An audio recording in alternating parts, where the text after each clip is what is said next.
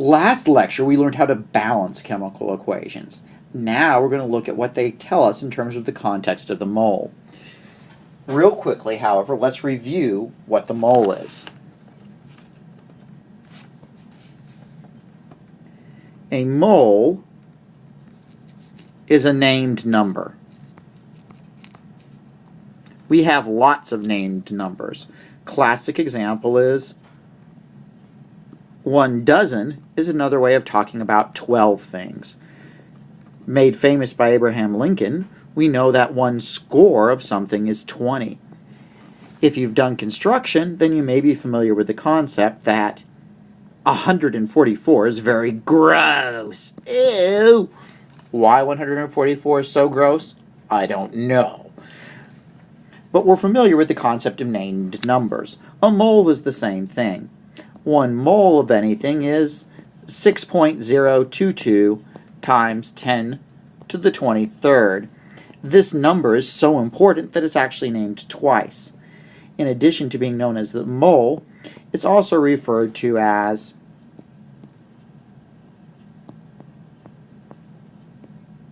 Avogadro's number, after the man who discovered it. Why do we care about it, though? What's so important about it? All right, if you're a pea chemist and listening, cover your ears, all right? Or if you're not going to cover your ears, just deal, all right? What's so important about Avogadro's number is that 6.022 times 10 to the 23rd protons, or neutrons, since they have roughly the same mass, has a mass of 1 gram. What this relationship means is that we can read the atomic mass off our periodic chart not in terms of AMU, but in terms of grams. In other words, here's what the mole does.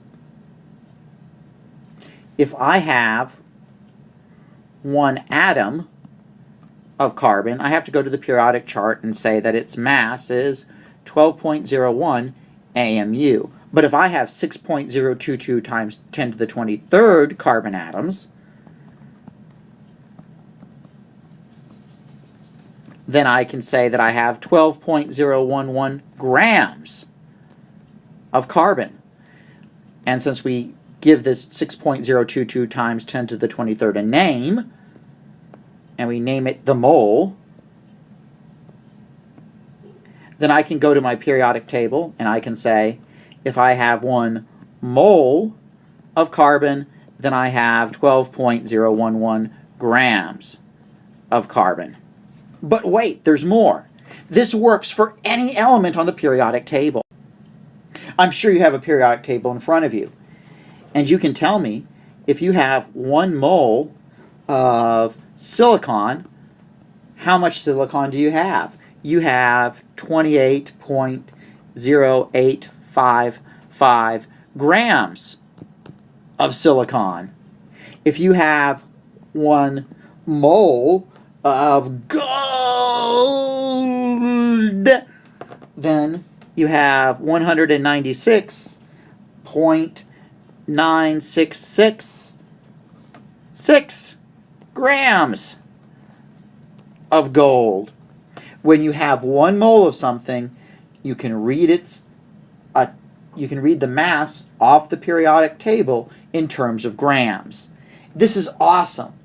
This provides us with the conversion factor between number of atoms and grams.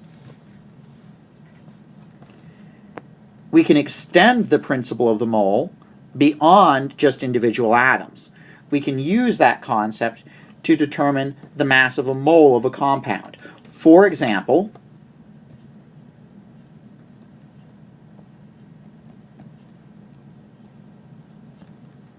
if I have 1 mole of methane, then what mass of methane do I have?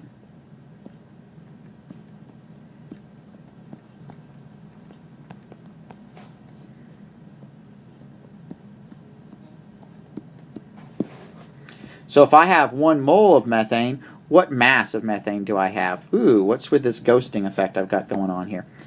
All right, so if I have 1 mole of methane, then what mass of methane do I have? Well, if I have 1 mole of methane, that means I have 1 mole of carbon atoms, and according to my periodic table, 1 mole of carbon atoms is 12.011 grams. If I have 1 mole of methane, I also have 4 moles of hydrogen, and each mole of hydrogen has a mass of 1.008 grams. So my mass in 1 mole of methane would be 1 times 12 plus 4 times 0. Would be 4.032, or a total of 16.43 grams of methane in 1 mole of methane. So the mole is a very powerful tool. It allows us to convert from mass to a number of molecules, to a number of formula units, to a number of atoms. It provides us with a very, very powerful tool. Let's work a couple more examples here. Again, this is an abbreviated form of a lecture that I have a much more extended format that you should have listened to already at this point. All right, I am definitely the world's best party guest. Why? Because I brought a 3-pack of party questions here. What is the molar mass of calcium sulfate, of calcium thiosulfate? What is the formula mass of calcium thiosulfate? And what is the gram formula mass of calcium sulfate? Don't worry, we can handle all 3 of these questions with 1 calculation. But before we do that, let's define our terms here. What is molar mass? Molar mass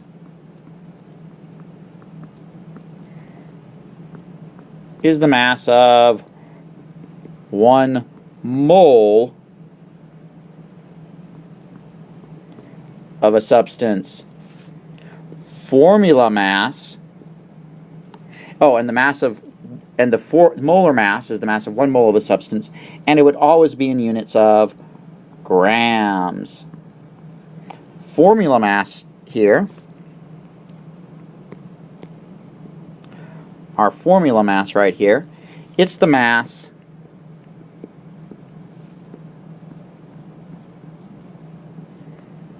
of 1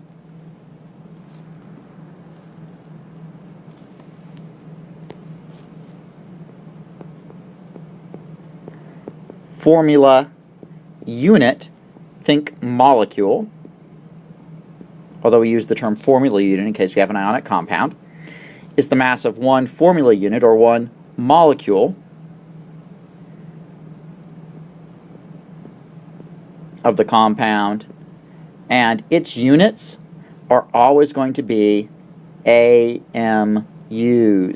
So the formula mass would be in AMUs, the molar mass would be the same number in grams. Gram formula mass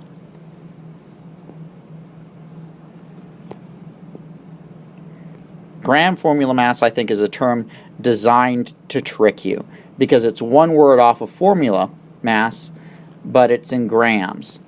So really, gram formula mass winds up being a synonym for molar mass. In other words, it's going to have units of, well, the name says it all, grams. So what is the molar mass, the formula mass, and the gram formula mass of calcium thiosulfate? These calculations are all going to be handled the exact same way.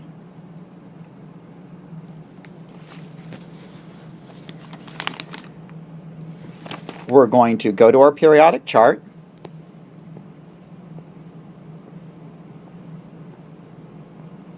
And we're going to locate calcium, and when we locate calcium, we see that calcium is the block that looks like this.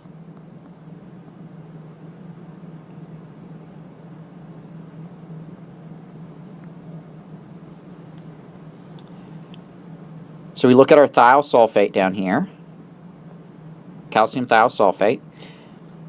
1 mole of calcium thiosulfate contains 1 mole of calcium. And each mole of calcium, according to its block on the periodic table, has a mass of 40.078 grams. Then it has 2 moles of sulfur, because we see that little 2 there. So we have 2 moles of sulfur. So I'm going to go to my periodic table. I'm going to locate my sulfur.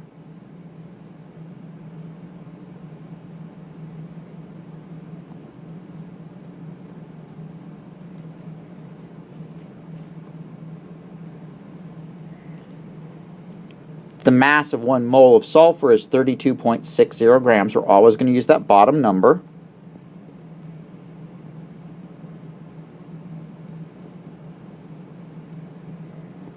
Then I've got 3 moles of oxygen times 15.9994 grams each, right? If I went to the periodic table and located my oxygen box, it would be 8 and then 15.9994 grams.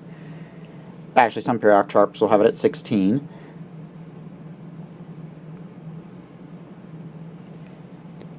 Then I'm going to add them all together.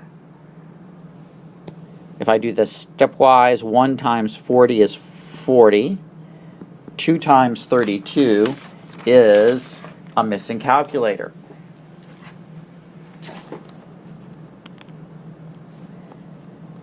Two times 32.066 gives me 64.132. Then 3 oxygens times 15, 3 times 15.994 gives me 47.9982. I add everything together.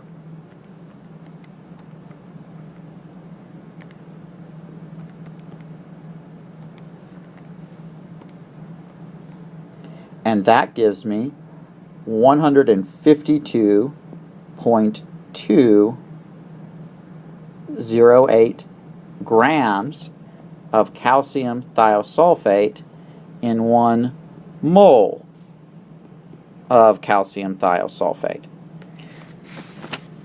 So I would say that my molar mass is 152.208 grams per mole. I would say that my formula mass is going to be the exact same number. I'd calculate it the exact same way, 152.208, except now I have units of AMU. My gram formula mass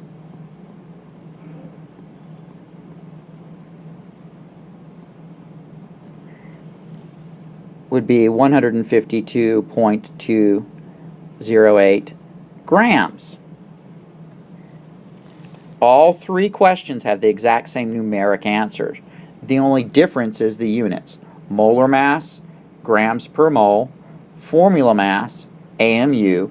Gram formula mass, grams. Chemistry's easy. Life is hard, yes? All right, let's do another quick example. What is the formula weight of C6H12O6? What is the molar mass of C6H12O6? All right, so if I have 1 formula unit of my sugar, then I have 6 carbons. I go to my periodic table, I look up the atomic mass of carbon, and that's 12.011 grams. Then I have 12 hydrogens. Each hydrogen has a mass of 1.0079 grams. I have 6 oxygens, each at 15.9994 grams. Oh, I shouldn't even say unit of grams yet, should I? Darn it. Just a second here. Because I'm doing formula mass, so technically I'm working with AMUs. So I don't want to say grams quite yet.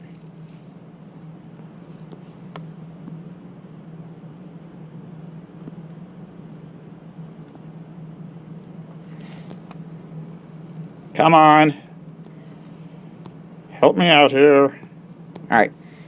So now I punch those all into my calculator and I get 6 times 12.011 equals 72.066 grams. Then I get 12 times 1.0079, 12.0948. Then 6 times my 15, 6 times 15.9994 gives me 95.9964. I add them all together.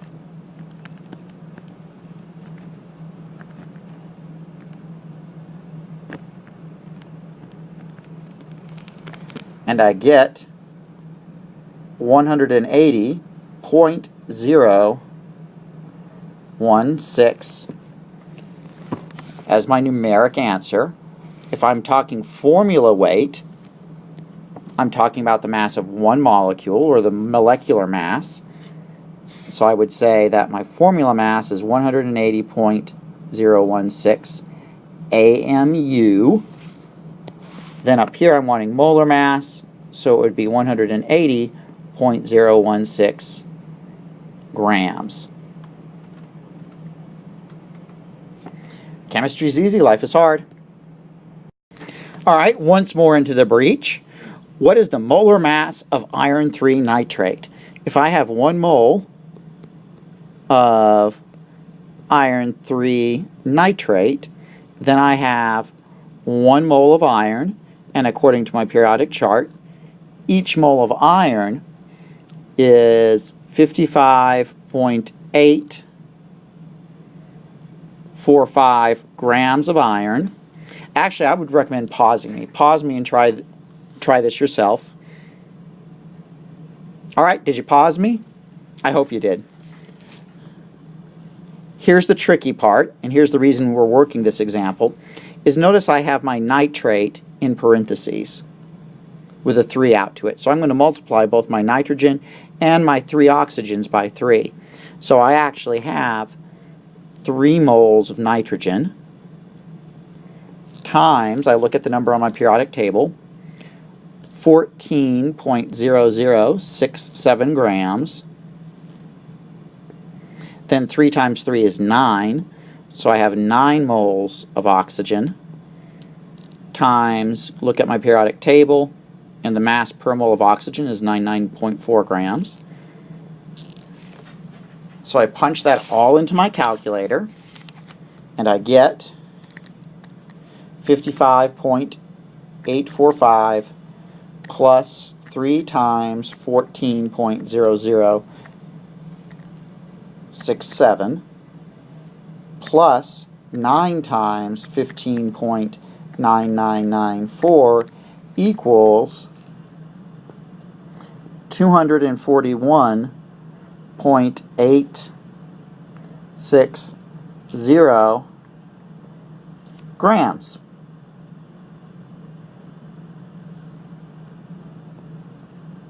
Per mole.